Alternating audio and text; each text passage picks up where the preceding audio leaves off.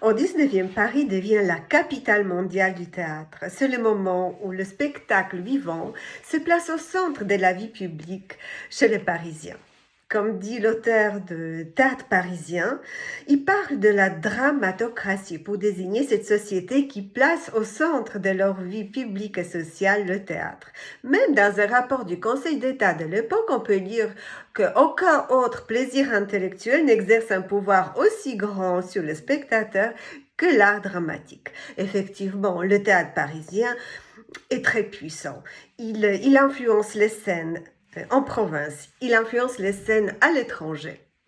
Paris est devenu une usine à rêve. On peut comparer ce phénomène un peu avec la domination du cinéma américain de nos jours. Savez-vous qu'entre 1800 et 1900, 32 000 pièces de théâtre ont été créées à Paris?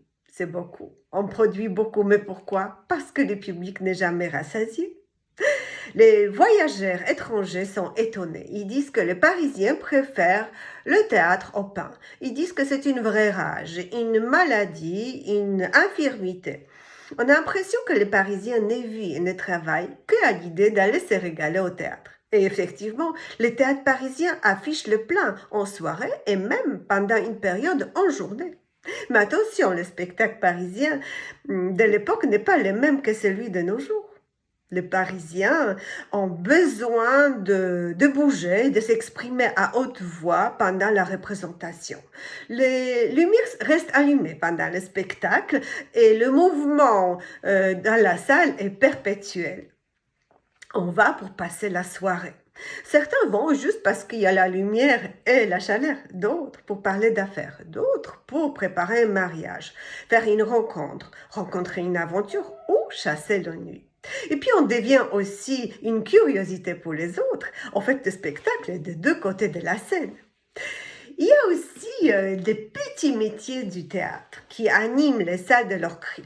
Il y a des crieurs de pièces, il y a des vendeurs de sucre d'orge, des vendeurs de journaux de théâtre, il y a des loueurs de lorgnettes et des éventails. Et puis le théâtre aussi est un sujet de discussion des Parisiens, un peu comme la télévision de nos jours. Il faut savoir la dernière pièce, il faut être au courant de la dernière indiscrétion de la vedette du moment. Et puis surtout, il faut assister à la première d'une pièce longuement attendue, même s'il faut faire la queue pendant des heures. C'était ça la rage du théâtre à Paris.